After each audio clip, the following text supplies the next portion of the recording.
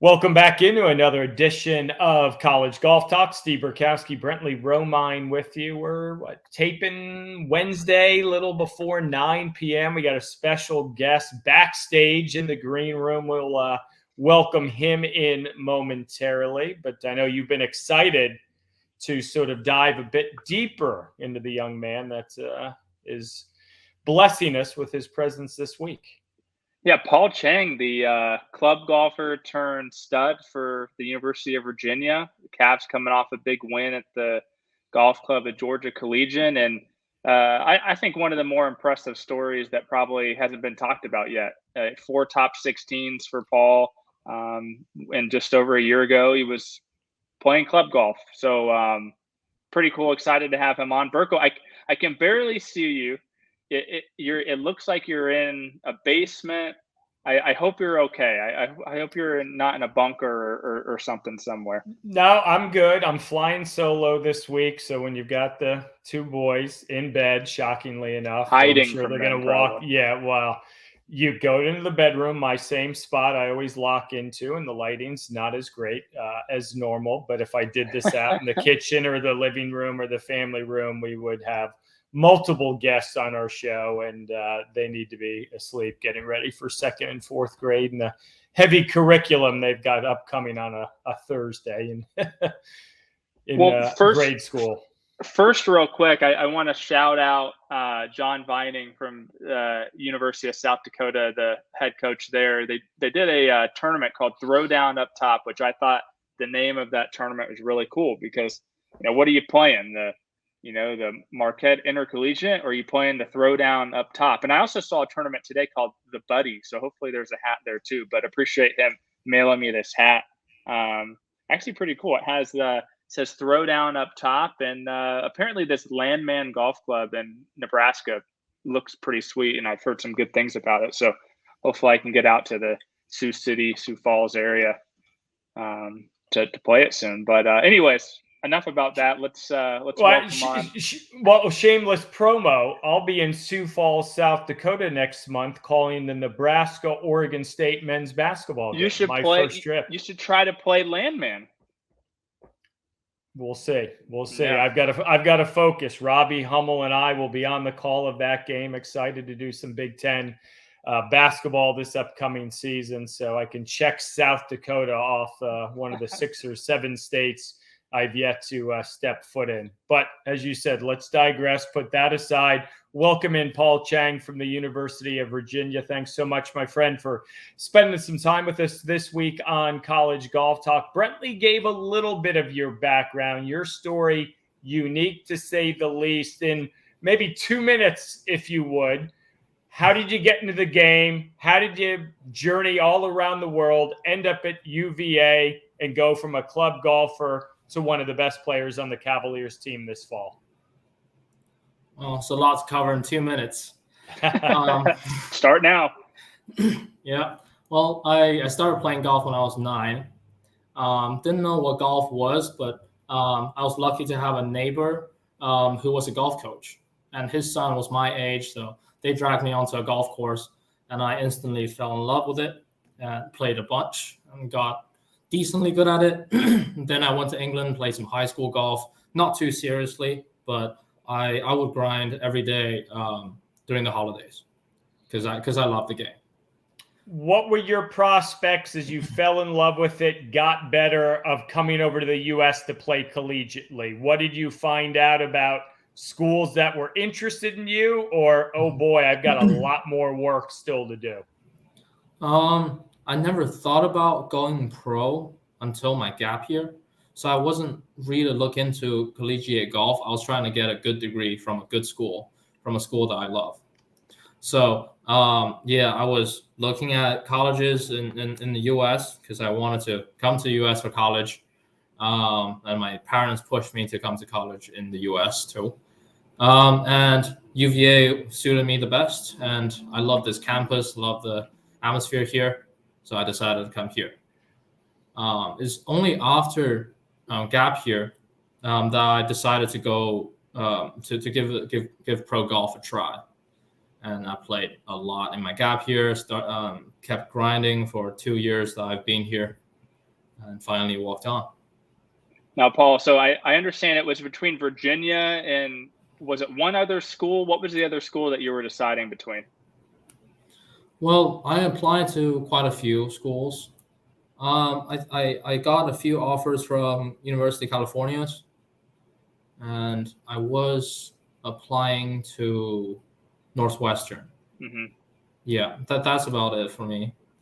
So tell our audience what your first few years at UVA were like, and how often did you email Coach Bowen Sargent about being on the team, and just kind of take us through your courting process, because I understand it took quite a little bit of time. It took quite a while to know you.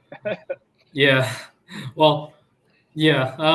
I emailed him before I came. So in my gap year, I was trying to find out how to get on the real team, how the real team operates, and he told me that they don't have spots, but keep playing some good tournaments, maybe he'll consider me. So I kept on, like every time I have some tournament result come in, I'll email him. So probably 3 to 4 times a year, I would email him, shoot him an email about all the updates of my latest, my latest tournament results. Mm-hmm. Now he discovered you at your USM qualifier. Is that right? This past summer. Yeah. Were you nervous at all when you saw that he was there watching you? And obviously, did you know at the time that he wasn't there to watch you? And did that motivate you at all? Yeah, I actually ran into him before the first round started. I was walking down to the first tee and I saw him. I was like, good to see you here, Coach Sargent. And just greeted him. So I knew he was probably going to look at some other players than me. And then you went out and qualified. And I did, yeah. But in terms of the nervous part, that's the least of my concern if a coach is watching me. I wanted to make USM. That's the biggest thing that's in my head. And down the stretch, it wasn't easy. So, yes, go ahead, Burko. Yeah, at what point, Paul, did you get a sense in a couple years at UVA that Coach Sargent was being nice, but it was never going to happen? Did you ever wake up and have a sense he's just going to keep saying, send me results, we don't have a spots? How frustrated were you at times of saying, gosh, I'm just not going to get to where I want to be? Yeah, very frustrating. I didn't see myself walking on because the spots keep on being filled. And as the program gets stronger and stronger, they'll have better and better recruits. They're not going to struggle finding somebody to join this team. So, yeah, I felt pretty hopeless. And I was looking at transferring to see who wants to take me, because I really want to play D1 golf. Now, Paul, can you tell us what preferred mode of transportation you normally take or have taken to the golf course? Well, I ride my own scooter. It's charging in my dorm right now. With your golf bag? Like, do you put the golf bag on? And okay. No, I keep my golf bag at the course. Yeah, that'll be way too dangerous to carry my golf bag on a pretty busy road. How fast does this scooter get up to? I'm very interested in this. It goes up to almost 20 miles per hour. Do you wear a helmet? I do. Yes. Okay. Good. We just want to make sure you're safe. How often are you at the facility when you're still a club golfer? Like, are you trying to make sure that you're there every single day so that way the guys on the team see you? Coach Sargent may see you time and again, like you're there and you're saying, hey, look at me, like just shot 68 today. Yeah. I try to be there as much as I can. Not only to show my face to the coaches, but also I want to practice my golf. I want to get better. So I really want to just spend as much time on the range or on the course as possible to develop my game. Because after all, it's how good I am if I want to go pro.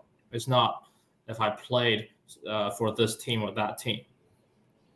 When did the breakthrough happen with you and Bowen Sargent, or coach reaching out to you? When finally was there a conversation before or after the USAM that the door at least was a little bit open for you? So I was looking at transfer options, and I emailed Coach Sargent for some advices, because at that point I sensed that he genuinely wishes the best for me, and he acknowledges my work ethic and how far I've come. So and he was giving me school advices and all that, and he tells me that if he has a spot, he would have given it to me. So I felt like maybe there's something there. And then over the summer, I played some good tournaments, had some good results. And then finally, I qualified for USAM. They watched me play for a round of golf. And then the day after, they called me up and for a meeting. And then I went that afternoon to meet with them and settled it. They gave me the offer that day. It was great. What was the experience at Cherry Hills like for you? Well, I've never been in such a big tournament. It's definitely overwhelming at first. I turned up with my caddy to see all the, I think, I don't know, 15 of the top 20 players are there or something. And these are the names you hear on TV. You see them playing on TV, and finally, just watching them in person hitting balls is quite intimidating.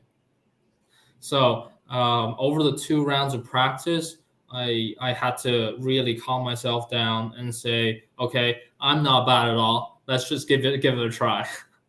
Play my game. Don't be intimidated, and that's what I did. Just keep my head down, play my own game. I didn't care what the other people were doing. Just try to play my golf. How much more comfortable did you get as that week moved on and you were still around when others were going home?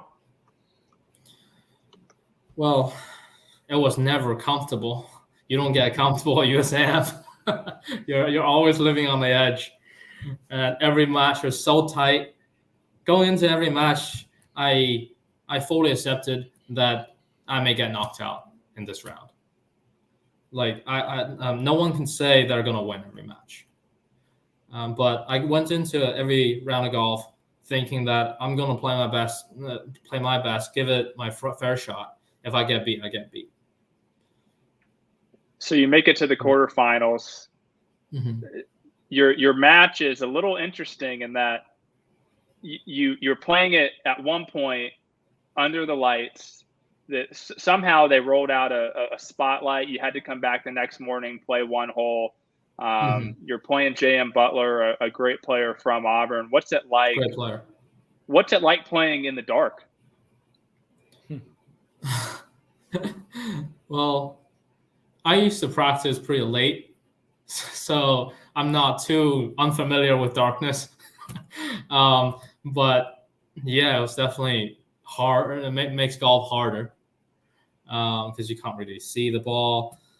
Especially on the greens, it's really hard to judge the speed or read the lines because you can't really see much. So all you could do was to judge the slope with your feet and just trust your instincts, I guess. But it was definitely hard. They had some lights up though, like around the clubhouse, so that helps a little bit reading the last putt.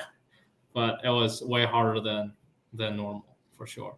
Yeah, that's not the type of hole either. Cherry Hills, the 18th hole there. That's not the type of hole that you want to play in the dark. And I remember talking to you right after that, and you're probably one of the first people that I've ever had say, "Can I sit down?" like during an interview, and you just sat down because you were so exhausted. I was so exhausted. I want to go back a couple holes before that. I think it was the 15th and 16th hole, the par 3. Hit a great shot. You hit the flagstick, And then the next hole, you dunk one from, was it 153 or something like that? 156? Yeah, something like that. Around 150. Were those the two best shots you've hit considering the circumstances of your life? And is that usual for you? Like, is that your best strength in terms of just being dialed in, like laser-like with the irons and the wedges?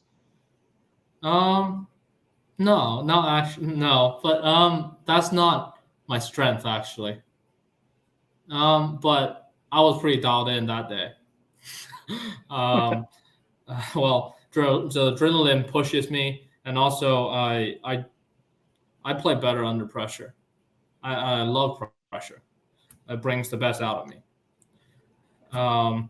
But that was the longest hole out I've ever had.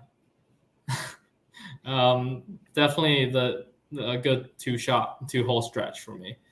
Probably one of the best moments in tournaments ever for me. Before we have a little fun, how has that summer, now earning your spot on the team at Virginia, how has that changed everything for you? Because the results have been there each and every time out. How is Paul Chang different than maybe you were 3 months ago, 3 years ago, to where maybe you will be 3 years from now? It gave me a lot of confidence.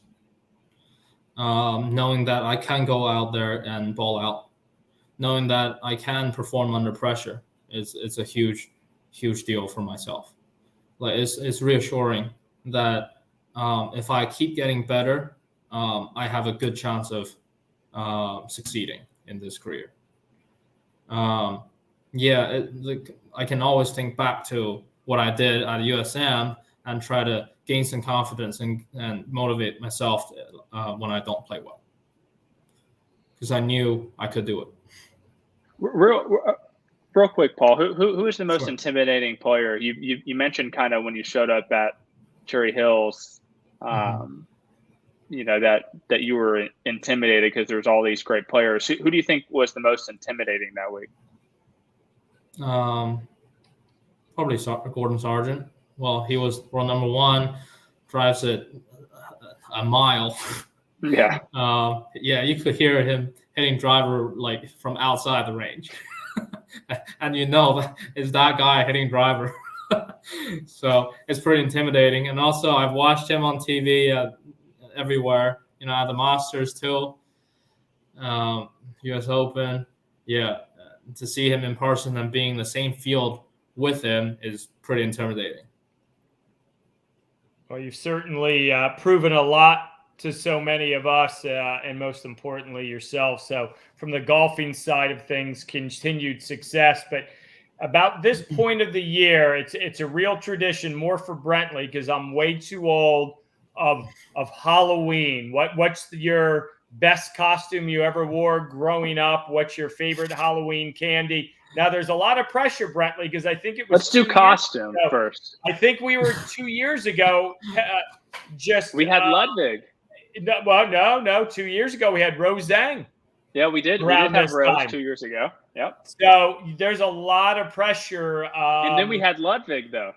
We had Ludwig. Yeah, I would say you've missed the emails. It's now Ludwig Aubert, which has never come out of Ludwig's mouth. But that's a whole nother discussion.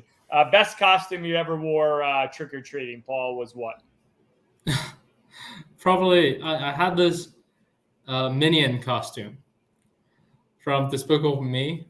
That was a good costume. I enjoyed that year. That was last year, right?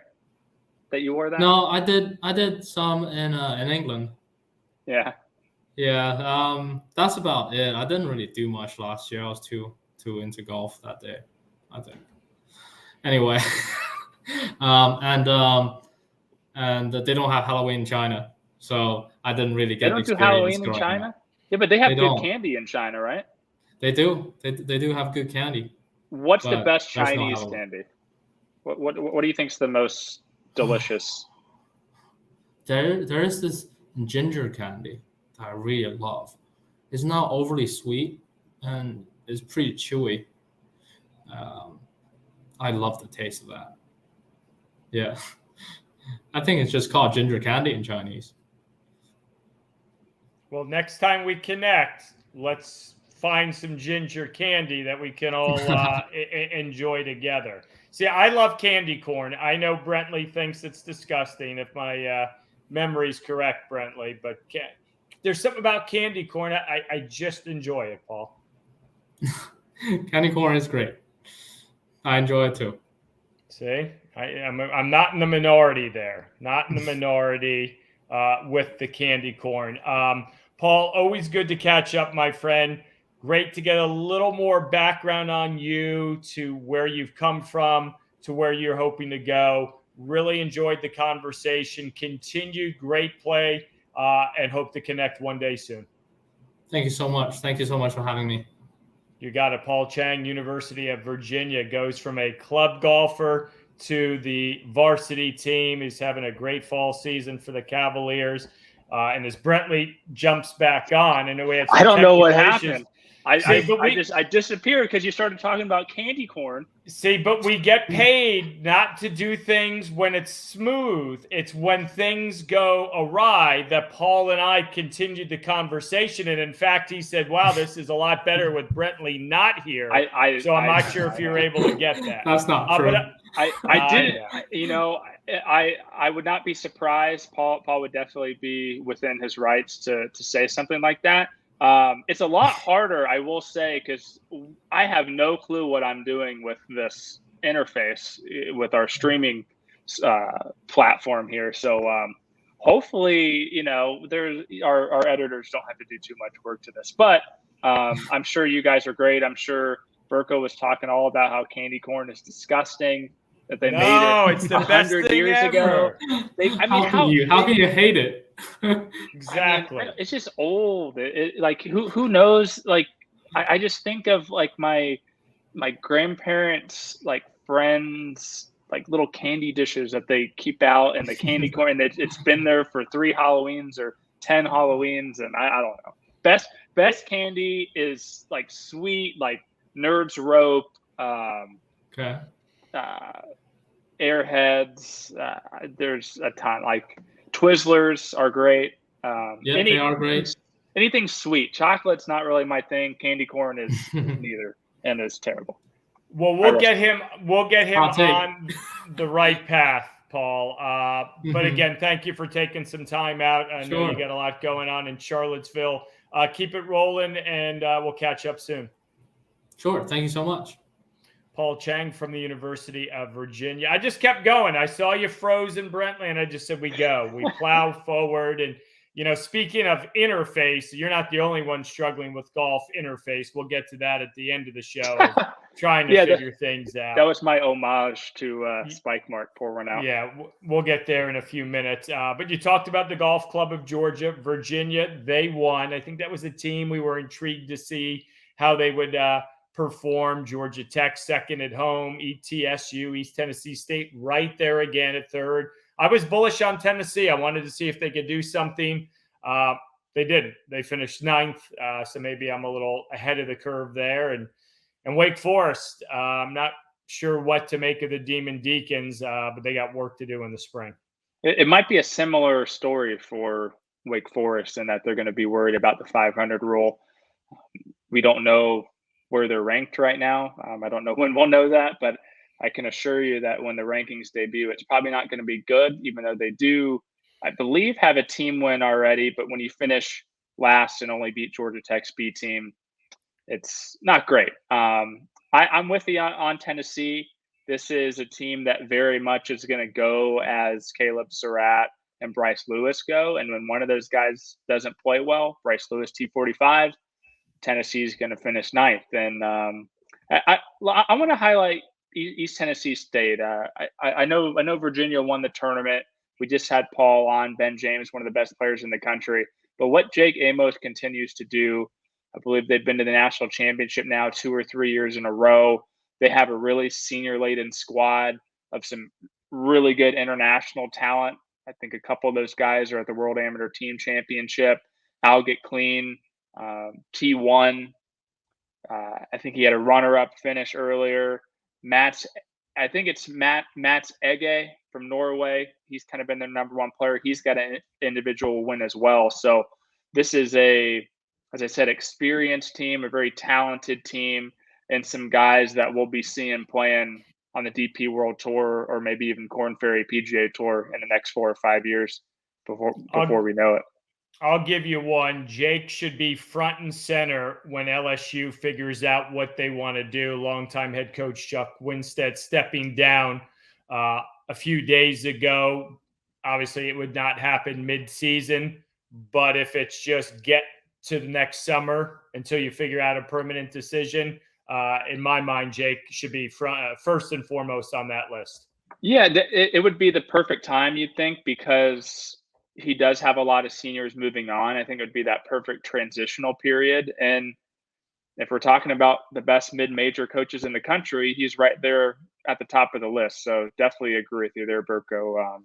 He could be, we could see him in, what are LSU's colors? Purple and yellow? Is it like a weirder name for, like, it's like. It's LSU. I don't pay too much mind as a Gator. No, yellow and purple. Maybe there's something to it. But LSU just whipped up on Auburn last Saturday night. It was ugly. Hugh Freeze has work to do there as well. The ladies, Mercedes-Benz, UCF a winner. Molly Smith taking home the individual title. Ole Miss second. Pepperdine fourth.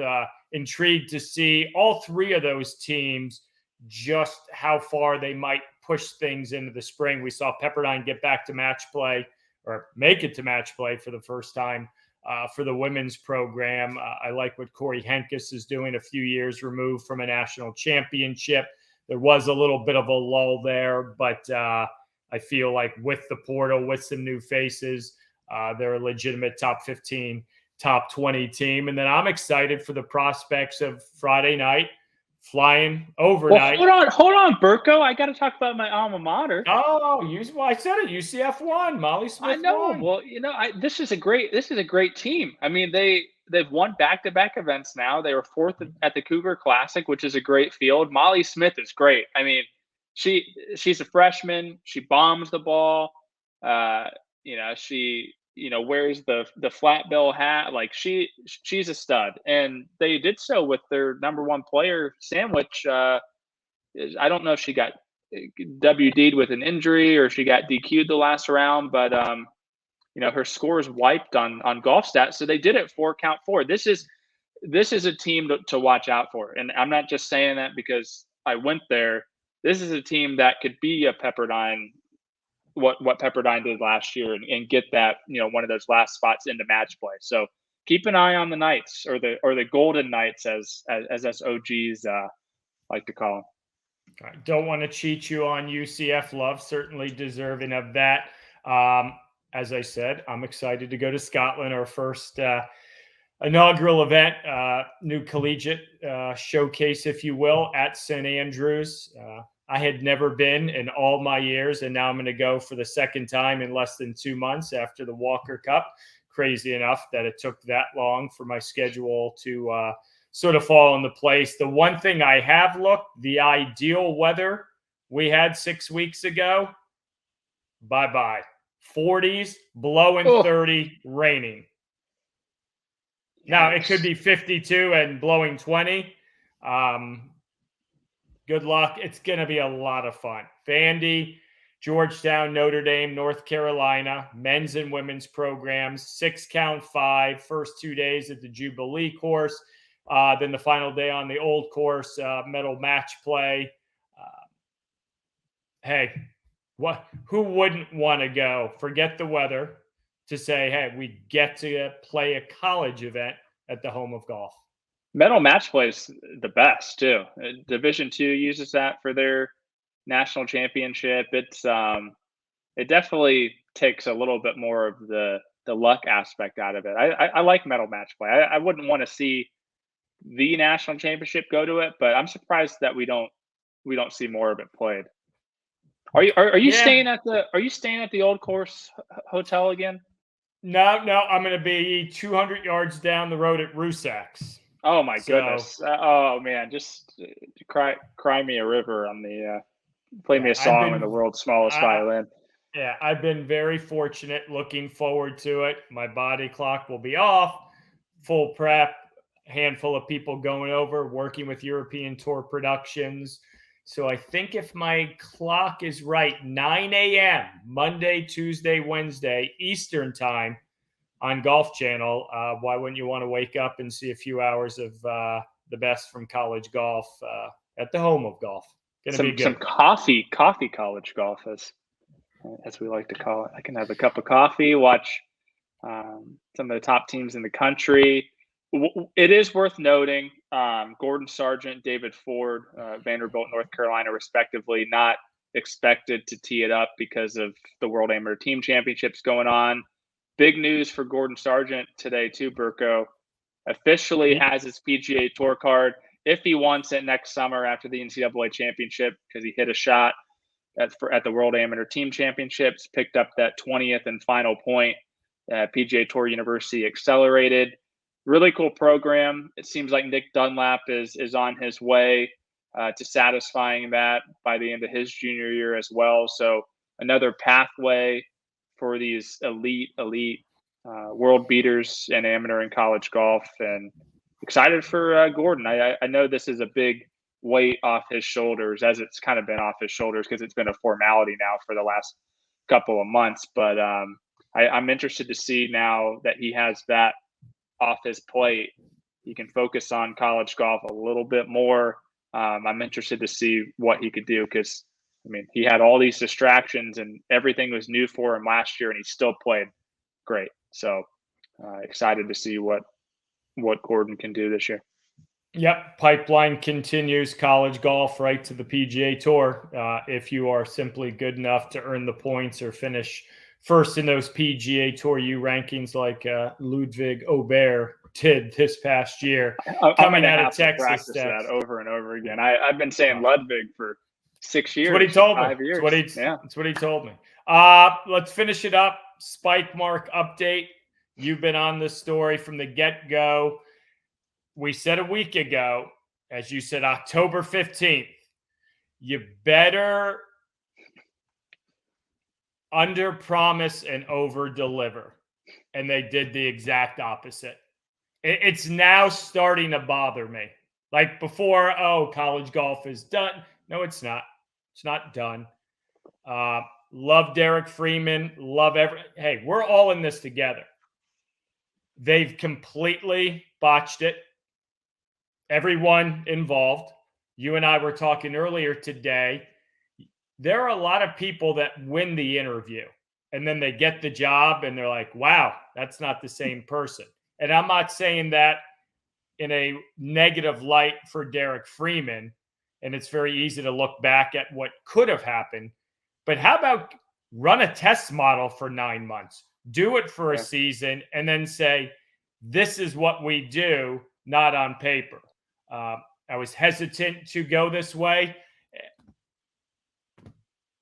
It's kind of a joke where we are now at the end of October with the powers that be in live scoring, in rankings. And I just love college golf. Covered it for 25 years. I'm not someone whose career, whose bonuses, all that depends on rankings. I don't know where you stand. I needed to get that off my chest. Everyone involved, they missed it. They missed the boat wildly. And we said it a few weeks ago. Take the fall, figure it out. Don't promise October 15th and then nothing's there. And you know what? I feel sorry for everyone involved because it now affects these kids. Yeah, and you said a word there a little bit ago, joke. And I think it's not kind of a joke. Like, it is a joke. And I've talked to coaches the last few days, and especially Monday morning when October 15th passes and no one's heard anything. And the rankings aren't up.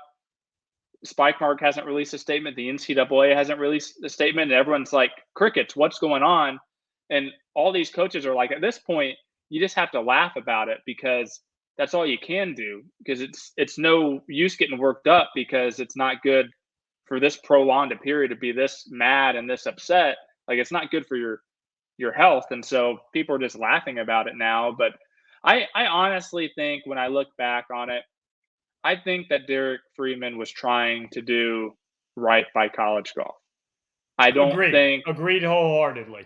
I don't think that he went about it the right way. I think some of it was a little under the table, kind of secretive in terms of he wasn't telling anyone what he was getting into. He would always say, "Oh, yeah, I'm doing the wine, and then I got this other thing cooking that you'll find out about later down the road." And it turned out to be Spikemark. But the thing is he didn't put himself in a position to succeed because he didn't hire a development team initially that knew golf. He tried to do a lot of it himself. And I think at one point, and he even said this in the release that came out Monday, there were a lot of intricacies in college golf that he didn't quite anticipate, and a lot of intricacies in how to build a live scoring platform and all of these things. And so it basically got to the point where he didn't deliver in this state. He had reached out a few weeks ago to Clipped Golf, which is, I believe they're UK based, but they do like data analysis, stat keeping, and they've really made quite an impression in just over a year and a half in college golf. They have Wake women, Georgia Tech men. That's 50% of the 4 teams that were in the national championship final match this past spring. So they have over 100 programs that use their service. They have a development team that was fixing all of Spikemark's issues. They know golf really well. They're actually golf nerds from how I understand it. I'm actually talking to Piers, their main guy, on Friday, just to kind of figure out what their plan for college golf is moving forward, and how they're going to satisfy the contract, and just just the excitement, or just their overall game plan on how to get us out of this mess. So I'm interested in that. But I lost my train of thought. I forgot where I was going. But yeah, so Derek hired Clip to fix some issues. It got to the point where I think Derek was like, I can't do this. And they worked out an agreement. Clip took over. What the terms of that agreement were, I don't think we know. I'm interested to find out, certainly. But the NCAA Monday evening, right as I put out a story that says the rankings aren't out and there's been no communication, the NCAA comes out with a statement. Clip's taken over, and Spikemark is no more. So again, poor run out for Spikemark. It was short, not sweet, and good riddance, because it's caused way too many headaches and phone conversations and upset coaches and players and parents. And it's just, it ruined the start of this fall. It's really put a black mark on the sport, at least in the interim. And hopefully Clip can do better. But that's the big question mark. Yeah. You feel bad for the sport. You feel bad for Golf Stat too. Golf Stat just see you like 30 I'm years. old school. If it ain't broke, don't fix it. And I'm not saying it was perfect. It certainly wasn't broken. And now it's collapsed. It's gotten under my skin, because we had said it a week ago. Don't put up October 15th if you're not going to be ready on the 15th. Well, just say literally. Just say I'll have it figured out by 2024. Don't say you can do live scoring if you can't do live scoring. Don't say you can do a ranking if you can't do a ranking. Don't say you can do house all the schedules and results if you can't do that. I think when you say overpromise, underdeliver, I think this is a case of overpromising, never delivering. But we don't have to worry about Spikemark anymore. All of the nicknames, the skid marks, the streak marks, those are gone too, fortunately. And now we have Clip. So we'll just see what happens. I believe the first ranking will be after the fall. And that's another thing. How is Mark Brody's ranking going to go over with the coaching community that was so used to a head-to-head stroke differential, non-points based ranking, and now we're going to a points race ranking? I think next week, Burko, since you're in St. Andrews, we might try to get Lance on, so maybe dive a little bit deeper into the differences between the rankings, because point space has been tried before in college golf, way back in the day. It didn't work then, and Lance knows it better than anybody. So I think maybe we could dive a little bit deeper into the rankings again and help people maybe understand and get through this tough time. I hope everyone figures it out. That sounds like a plan for you guys to sort of go down the rabbit hole as I journey to Scotland, Enjoy your back, steak at the Russacks and your. Is it Russacks? I don't know. It could be the Russacks. I'm terrible at pronunciations. Ludwig, Russacks, Russacks. Yeah, have fun. No, I 40 degrees and 30 degrees or 30 mile per hour winds and rain. And you said rain, right? It is going to rain. There's rain, big storm coming over Scotland. So it was just underwater though too. Wasn't St. Andrews was just underwater? Yeah, did they have the Dunhill Links, or was that Carnoustie? Was that one of? But they had. Well, Carnoustie was underwater, and I think there was some water in the streets in St. Andrews. But enjoy the Dunvegan as well. It was fun having a little dinner with you last month, and I'll enjoy. Trust me. Our thanks to Paul Chang for coming on. Great story from the University of Virginia, and our thanks to you as always for tuning in to another edition of College Golf Talk. Until next time, for Brentley, I'm Burko. Take care.